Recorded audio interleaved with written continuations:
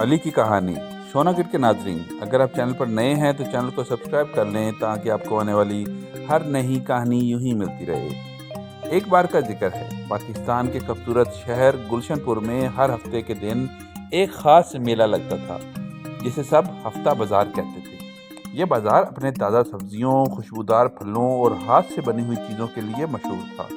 لوگ دور دراز سے یہاں آتے، خریداری کرتے اور آپس میں ملاقاتیں بھی کرتے۔ بازار میں سب سے مقبول دکانیں تھیں چاچا رشید کی سبزیوں کی دکان اور نانی بیگم کے مزیدار جام کی میز۔ چاچا رشید کے گاجر اور شملہ مرچ ہر بار سب سے پہلے بک جاتے اور نانی بیگم کے آم اور آلو بخارے کے جام ہر بچے کے چہرے پر مسکراہٹ لے آتے۔ جڑواں بہن بھائیوں کی دلچسپی۔ انہی بازار میں شوقین تھے دو جڑواں بچے، علی اور عائشہ۔ علی شرارتی تھا اور ہر چیز میں کچھ نیا ڈھونڈنے کی کوشش کرتا تھا، جبکہ عائشہ بہت چوکنی اور غور کرنے والی بچی تھی۔ ہر ہفتے وہ اپنی امی کے ساتھ بازار آتے، کبھی چاٹ کھاتے، کبھی آم خریدتے اور کبھی نانی بیگم کے ساتھ جام بنانے کی ترکیبیں پوچھتے۔ لیکن اس ہفتے کچھ الگ تھا، ایک عجیب منظر۔ جیسے ہی وہ بازار میں داخل ہوئے، عائشہ نے اپنے بھائی کو کینی مارتے ہوئے کہا، علی وہ دیکھو، ایک چھوٹا سا خرگوش بھاگ رہا ہے، وہ ریڑھی سے کچھ کھا رہا ہے۔ علی نے فوراً نوٹ کیا کہ وہ خرگوش کبھی چاچا رشید کی ریڑھی پر، کبھی نانی بیگم کے میز کے نیچے گھس رہا ہے۔ ہمیں اس کے پیچھے جانا چاہیے، ہو سکتا ہے یہ کہیں بھٹک گیا ہو۔ علی نے سرگوشی کی۔ خرگوش کے پیچھے دونوں بہن بھائی دھیرے دھیرے خرگوش کے پیچھے چلنے لگے۔ وہ ایک بازار کے پچھلے حصے سے گزر کر ایک جھاڑیوں والے کونے میں جا پہنچا۔ وہاں علی اور عائشہ نے وہ دیکھا جو انہوں نے کبھی تصور بھی نہیں کیا تھا، ایک چھپا ہوا باغ جس کے اندر رنگ برنگے پھول، سبزیاں، تتلیاں اور بیلوں کی چھت تھی، اور بیچ میں کھلا ہوا تھا ایک نیلا نایاب پھول، ایسا کہ جیسے صبح کی شبنم اس پر چمک رہی ہو۔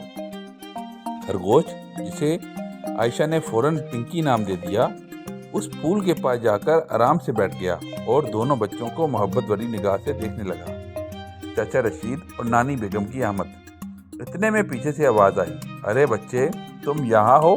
بازار میں سب تمہیں ڈھونڈ رہے ہیں۔ یہ چاچا رشید تھے، نانی بیگم کے ساتھ، لیکن ان کے چہرے پر غصے کی بجائے مسکراہٹیں تھیں۔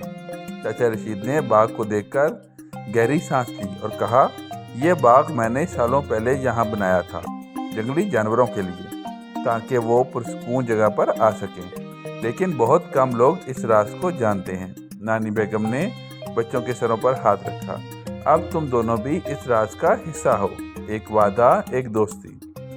علی اور عائشہ نے وعدہ کیا کہ وہ اس باغ کا خیال رکھیں گے، اسے صاف رکھیں گے اور کبھی کسی کو نقصان نہیں پہنچانے دیں گے۔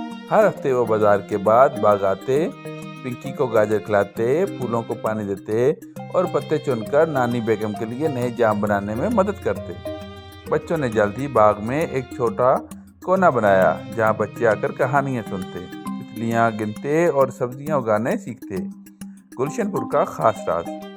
وقت کے ساتھ ساتھ یہ باغ گلشن پور کے بچوں کی پناہ گاہ بن گیا، لیکن اصل راز اب بھی علی اور عائشہ، چاچا رشید، نانی بیگم اور پنکی خرگوش کے درمیان ہی رہا۔ لوگ ہفتہ وار بازار آتے، خریداری کرتے اور جانے انجانے ایک ایسے خفیہ مقام کے قریب ہوتے جہاں دو بچوں نے محبت، دوستی اور قدرت کے حسین تحفوں کو محفوظ کر رکھا تھا۔ اور یوں علی اور فاطمہ ہر ہفتے بازار میں سبزیوں کی مدد کرتے، جام بیچنے میں ہاتھ بٹاتے اور پنکی خفیہ باغ میں جا کر اسے سلام کرتے۔ گلشن پور کے ہفتہ بازار کی خوشبو اب صرف پھلوں کی نہیں بلکہ خلوص راز اور قدرت سے جڑی کہانیوں کی بھی تھی۔